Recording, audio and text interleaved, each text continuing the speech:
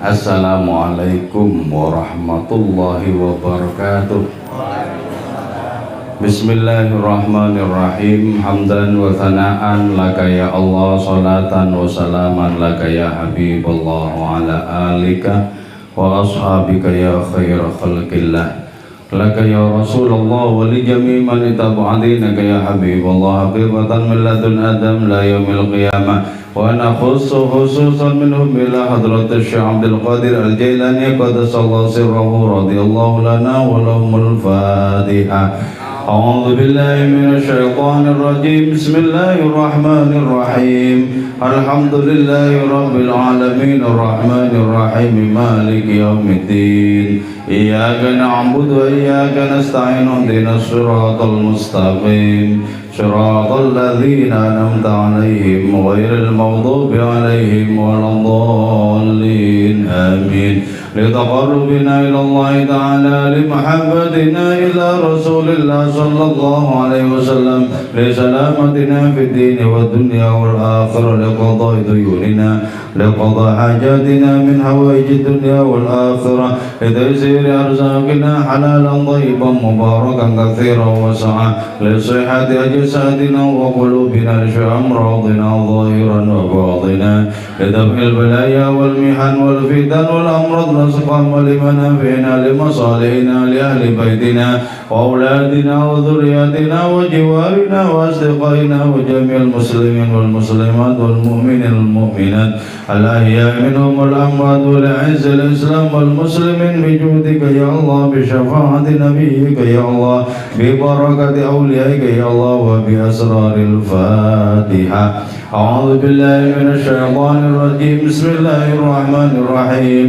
الحمد لله رب العالمين الرحمن الرحيم مالك يوم الدين. إياك نعبد وإياك نستعين اهدنا الصراط المستقيم صراط الذين أنعمت عليهم غير المغضوب عليهم ولا الضالين. Amin.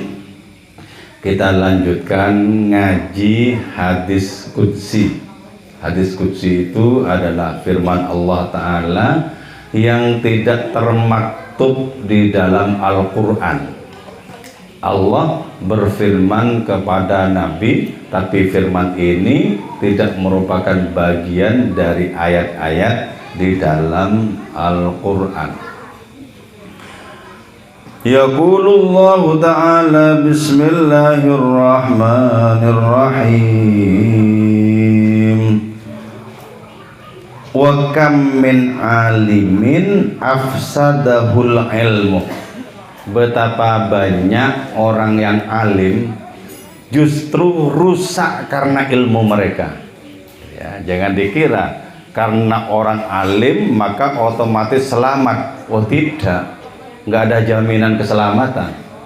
Bahkan seringkali ilmu itu merusak orang alim. Bagaimana mungkin ilmu bisa merusak orang alim? Yaitu orang alim itu dengan ilmunya satu, tidak mengamalkan. Jadi pandai berceramah kepada orang, tak mengamalkan yang diceramahkan. Nah itu berbahaya itu. Fa'alimun bi'ilmihi lam ya'malan mu'adzabun min qabli ubadil wasan.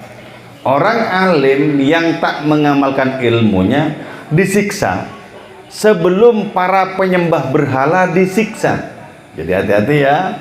Pandai ngomong hati-hati, pandai berceramah hati-hati, banyak memiliki dalil hati-hati. Kalau tidak diamalkan sendiri maka ilmu itu menjadi saksi yang memberatkan. Ilmu itu berbahaya. Jadi karena itu tugas kita adalah setelah kita mengetahui ilmu agama, maka kita harus bersungguh-sungguh untuk betul-betul mengamalkannya. Contoh, kita tahu bahwa berbohong itu dosa, maka jangan jadi langganan bohong itu. Jadi tidak sesuai dengan pengetahuan kita. Setelah kita tahu, bersungguh-sungguhlah untuk betul-betul menjauhkan diri dari kebohongan-kebohongan. Tahu bahwa nyelekit di hati orang itu berdosa. Kita harus menghindar sejauh-jauhnya dari menyakiti hati orang. Jadi ilmu itu memiliki beban untuk apa? Untuk diamalkan. Jadi kalau sampai tak diamalkan, maka ilmu itulah yang nanti akan berbahaya untuk orang alim. Jadi yang pertama, orang alim itu rusak karena ilmunya ketika ilmu itu tidak diamalkan. Akan tetapi ketika ilmu itu diamalkan, maka orang alim inilah yang diangkat derajatnya oleh Allah Subhanahu wa taala. Sampai-sampai Kanjeng Rasul itu bersabda, ulama atau orang-orang alim di kalangan umatku itu derajatnya seperti nabi-nabi yang diutus di Bani Israel. Gitu ya. Jadi kalau orang alim itu akhlaknya mulia, amalnya becik, hatinya bersih, maka dia akan memiliki martabat yang bergengsi di hadapan Allah Subhanahu wa taala. Jadi karena itu ya, karena orang alim itu tidak otomatis selamat, maka kebanyakan yang selamat itu adalah orang yang tidak alim. Orang-orang yang lugu, yang pengetahuan agamanya pas-pasan tapi diamalkan. Pengetahuan agamanya pas-pasan, ngertinya cuma tentang sholat, ya diamalkan sholat itu dengan sepenuh hati. Ngertinya cuma jujur, diamalkan jujur itu. Ngertinya bagaimana bersikap baik kepada tetangga kanan kiri, diamalkan. Nah, tidak banyak-banyak ilmunya. Nah, itu selamat malah. Bahkan Kanjeng Rasul itu bersabda, aku menyaksikan kebanyakan para penghuni surga itu adalah orang-orang yang lugu.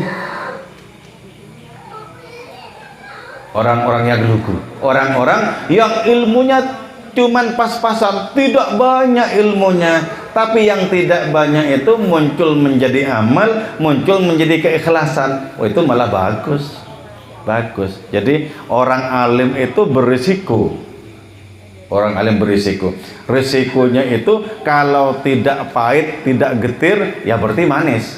Kalau tidak manis, getir. Kalau kadung getir, maka menjadi orang yang pertama kali disiksa. Kalau kadung manis, menjadi orang yang ditinggikan derajatnya oleh Allah Subhanahu wa taala. Terus yang pertama, bagaimana mungkin ilmu bisa merusak orang, yaitu tidak diamalkan. Terus yang kedua, ilmu itu bisa merusak orang alim kalau ilmu itu dipakai untuk menjilat, baik harta benda duniawi maupun kekuasaan. Ya. Jadi ilmunya itu dipakai untuk memuji-muji orang lain agar si alim ini mendapatkan kecipratan bunga-bunga duniawi. Dulu ya, pengarang kitab Burda itu Imam Busiri yang tadi kita baca sampai tamat itu, dulu pertamanya sebagai seorang sastrawan, seorang penyair, puisi-puisinya itu memuji para penguasa untuk mendapatkan uang. Tapi akhirnya bertobat, beralih menjadi memuji-muji sang nabi. Jadi kitab Burda itu adalah pujian untuk sang nabi itu. Nah, karena beralih dari memuji para penguasa untuk kebutuhan-kebutuhan duniawi, beralih kepada memuji nabi, maka Allah menganugerahkan kepada Imam Busiri itu tidak saja kehormatan tapi kewalian. Beliau salah satu waliullah, salah satu kekasih Allah Ta'ala. Kenapa? Karena puisi-puisinya, rangkaian hidupnya dipersembahkan untuk memuji-muji Nabi. Di bagian akhir dari kitab Burdahnya kita tadi membaca, wa mundu alzamtu afkari madaihahu, semenjak aku kerahkan pikiran-pikiranku untuk memuji Nabi. Ketika menulis bait ini, Nabi itu datang secara langsung. Hebat itu ya. Kalau orang pernah dirawi Kanjeng Rasul, baik itu mimpi maupun dalam keadaan nyata bangun, itu pasti orang yang dimuliakan. Apalagi ketika Imam Busiri itu menulis wa mandhu alzamtu afkari madayahu, Kanjeng Rasul itu rawuh dalam keadaan jaga, bangun, tidak dalam mimpi. Jadi kalau sampai orang bermimpi Nabi, itu tercatat sebagai sahabat Nabi, dan tingkatan sahabat Nabi itu adalah tingkatan yang tinggi derajatnya. Jadi kalau kita sholawatan dalam hati penuh dengan penghayatan, boleh jadi Nabi itu kemudian datang di dalam mimpi kita, boleh jadi. Jadi karena itu, seberapapun kemampuan kita bersolawat, diusahakan untuk apa? Untuk bisa dinikmati. Karena bisa jadi dengan cara dinikmati seperti itu, dengan kemurahan hati Kanjeng Rasul, beliau bisa hadir di dalam mimpi kita. Dan kalau orang bermimpi Nabi, itu pasti Nabi. Kenapa? Karena setan tidak bisa menyerupai Nabi. Kalau kita bermimpi orang tua kita, bapak ibu kita, bisa setan menyerupai, bisa. Kalau setan datang dalam berbagai macam rupa dalam diri kita, misalnya orang berjubah putih, jenggotnya putih, serba putih, itu belum tentu benar. Itu bisa jadi juga setan. Tapi khusus untuk Nabi, kalau hadir di dalam mimpi kita, pasti Nabi. Setan tidak memiliki kesanggupan untuk menyerupai sang Nabi itu. Karena itu kita belajar, kalau mau tidur, baca sholawat walaupun yang pendek-pendek, sallallahu ala Muhammad, sallallahu ala Muhammad, sallallahu ala Muhammad, yang pendek-pendek saja, yang tidak menjadikan diri kita merasa rekoso, sallallahu ala Muhammad, sallallahu ala Muhammad, sallallahu ala Muhammad, sembari berharap moga-moga beliau itu berkenan untuk rawuh di dalam mimpi diri kita. Oke, jadi kalau orang dengan ilmunya dipakai untuk memburu harta benda duniawi, wujudnya apa? Wujudnya ceramah misalnya ya. Jadi ceramah terbayang-bayang amplop, batal ceramahnya. Batal. Jadi kalau yang lebih ditekankan itu adalah perkara harta benda duniawi atau amplop, maka ceramahnya itu tidak memiliki nilai. Itu menjadi ceramah yang memberatkan kelak di akhirat. Jadi karena itu ya, di zaman sekarang ilmu agama yang dipakai untuk berceramah itu bisa saja dianggap sebagai profesi.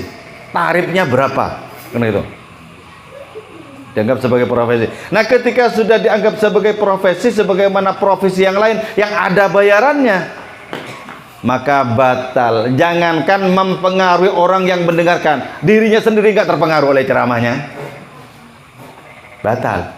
Jadi karena itu penceramah di zaman sekarang surplus alias berlebihan, lebih jumlahnya itu banyak sekali. Tapi kenapa kok tidak memiliki efek yang sangat nyata di dalam kehidupan? Coba kurang apa? Khutbah Jumat sudah diterjemahkan loh. Pengajian di mana-mana, asal buka YouTube tulis ustadz, keluar banyak macam ustadz. Kenapa kok pengaruhnya tidak seberapa? Di antaranya adalah karena ilmu agama itu sudah tampil sebagai profesi. Kalau sebagai profesi ya sama dengan pekerjaan-pekerjaan yang lain, gitu lah. Sama dengan pekerjaan-pekerjaan yang lain. Nah, baru ketika orang berceramah itu mutlak untuk Allah Subhanahu wa taala. Artinya apa? Tidak hitung-hitungan tentang perkara dapat seberapa. Tidak hitung-hitungan, mutlak untuk Allah taala. Adapun kalau itu dapat, itu memang rezeki dari Allah taala lewat pintu ceramah itu. Tapi tidak menekankan diri untuk mendapatkan apapun. Nah, itu masih bisa diharapkan untuk memberikan efek manfaat di dalam kehidupan. Itu masih disebut ikhlas, disebut tulus. Jadi ketika orang itu ikhlas di saat berceramah, maka nilai ceramahnya itu sangat berat di hadapan Allah Subhanahu wa taala. Nambah timbangan kebaikannya, tambah.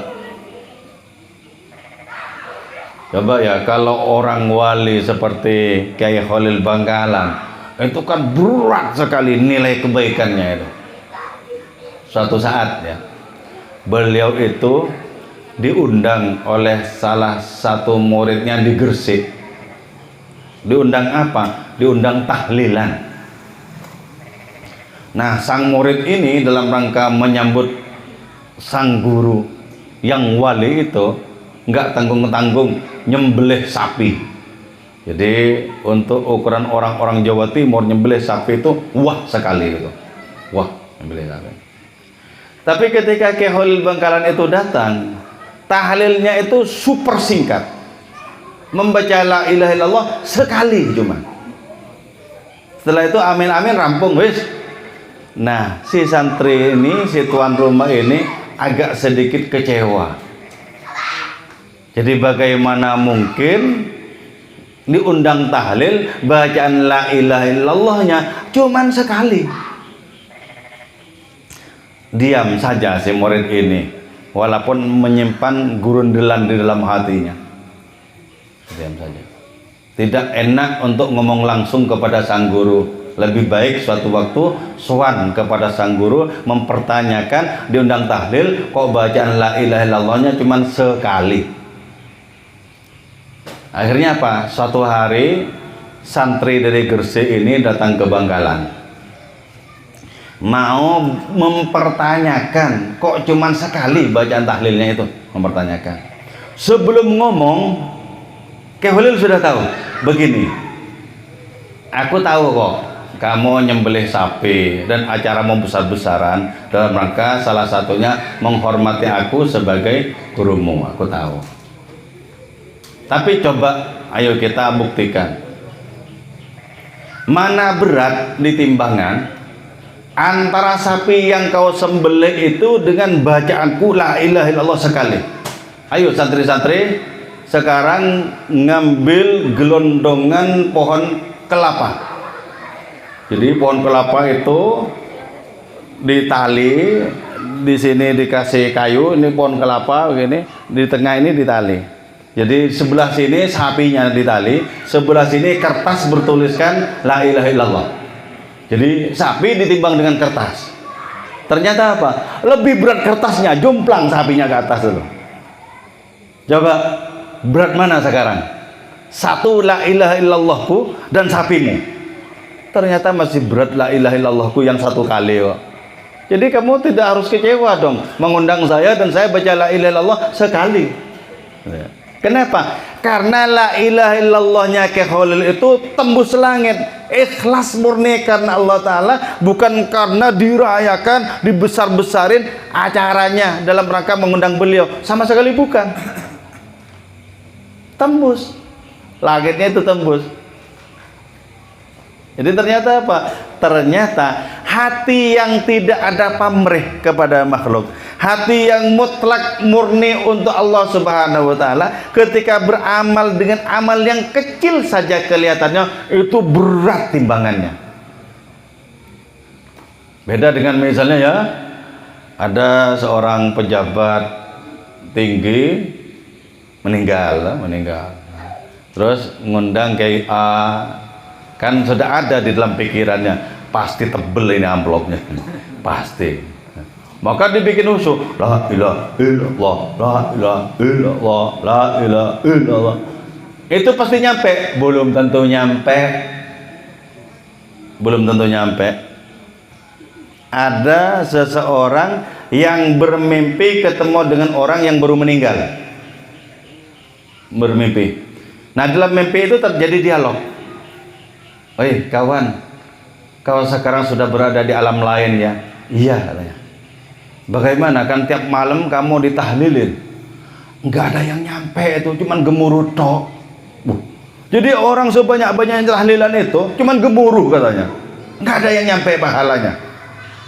Kenapa? Boleh jadi yang dibayangkan perkara berkat dan lain semacamnya. Jadi apa yang gemuruh di lisan belum tentu di hati itu fasih. Belum tentu di lisan bisa fasih. La ilaha illallah, la ilaha bisa fasih. Di hati belum tentu. Baru ketika mutlak murni untuk Allah Subhanahu wa taala, tidak ada pengaruhnya dengan penilaian makhluk, penilaian manusia, baru itu memiliki nilai. Berarti dengan demikian apa? Tidak mutlak ilmu agama itu diamalkan lantas amalnya itu berdasarkan ketulusan, belum tentu. Jarak antara amal dan ketulusan itu jauh sekali. Jauh sekali. Jarak antara ilmu dengan amal jauh sekali.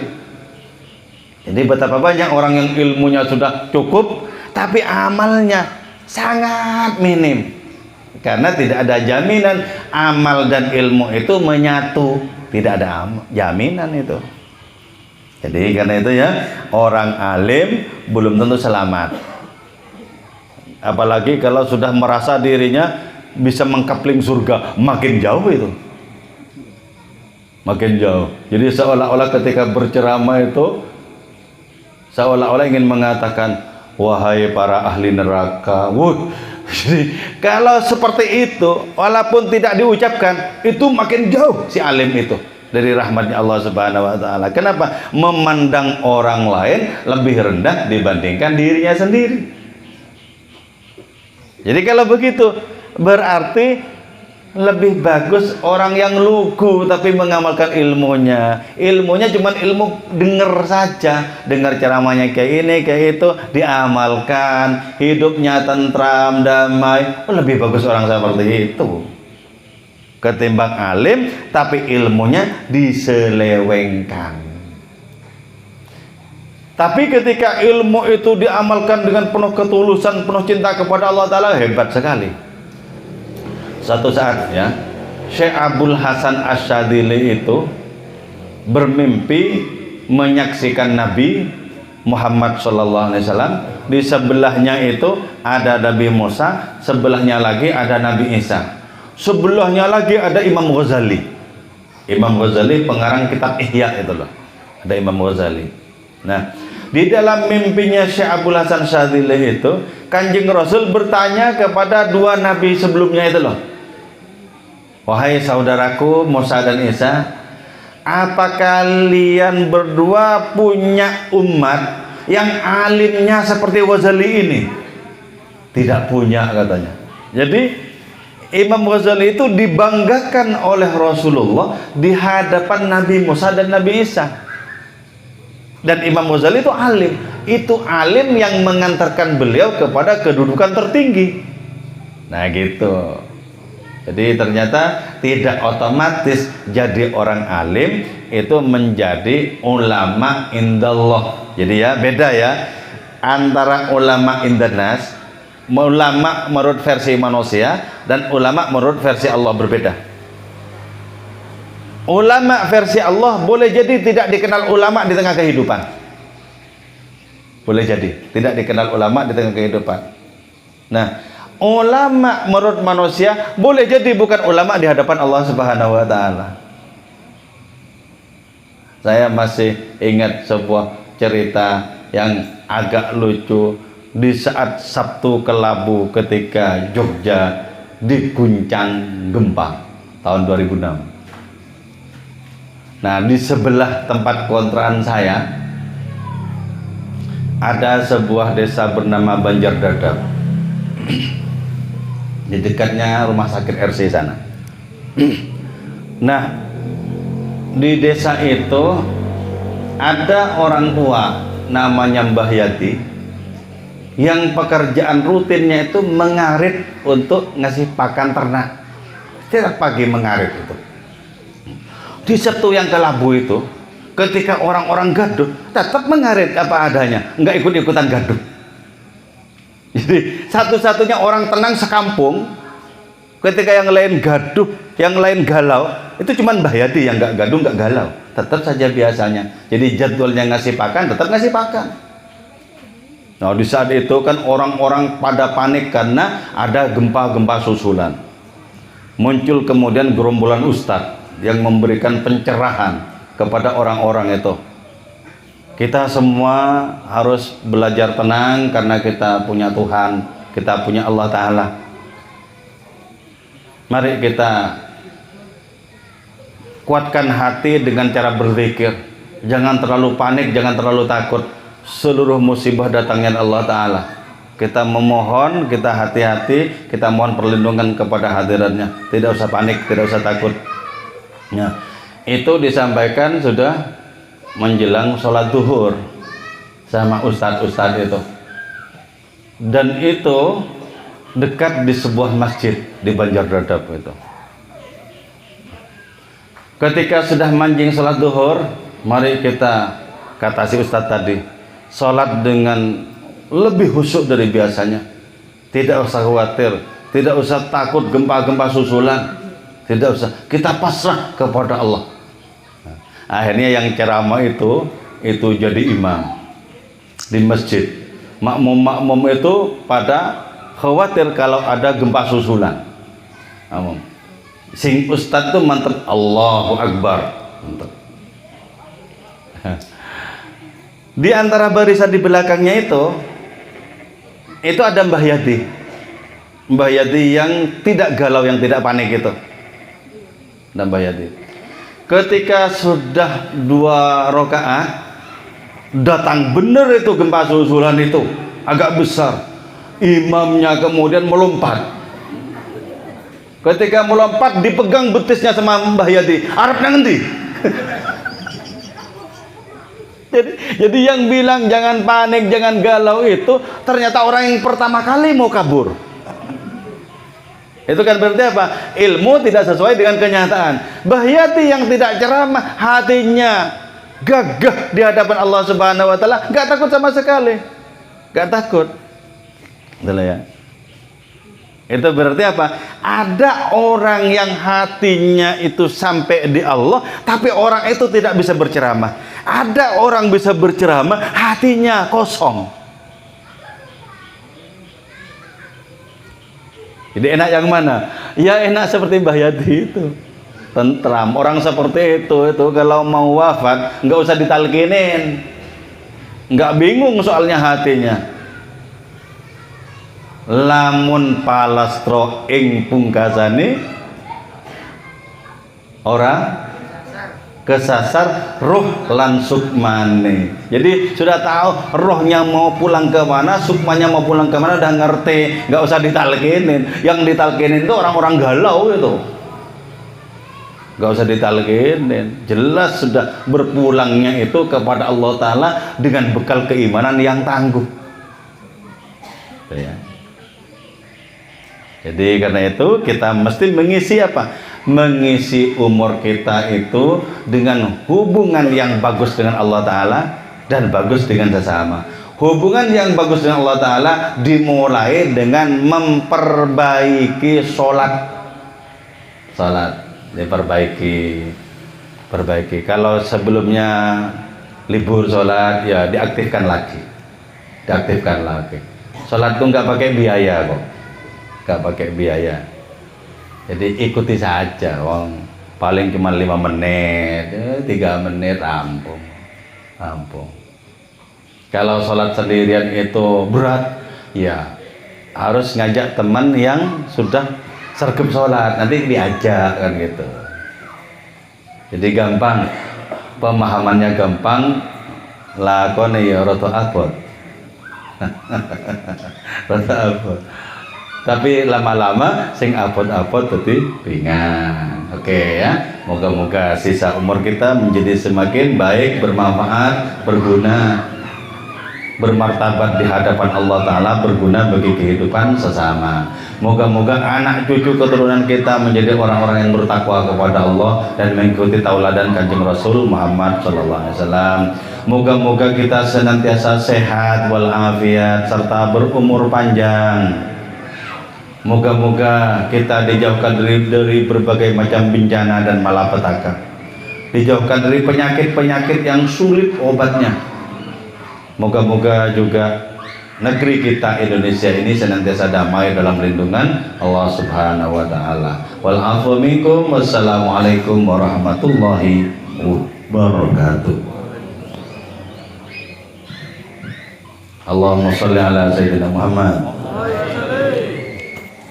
Narik langsung.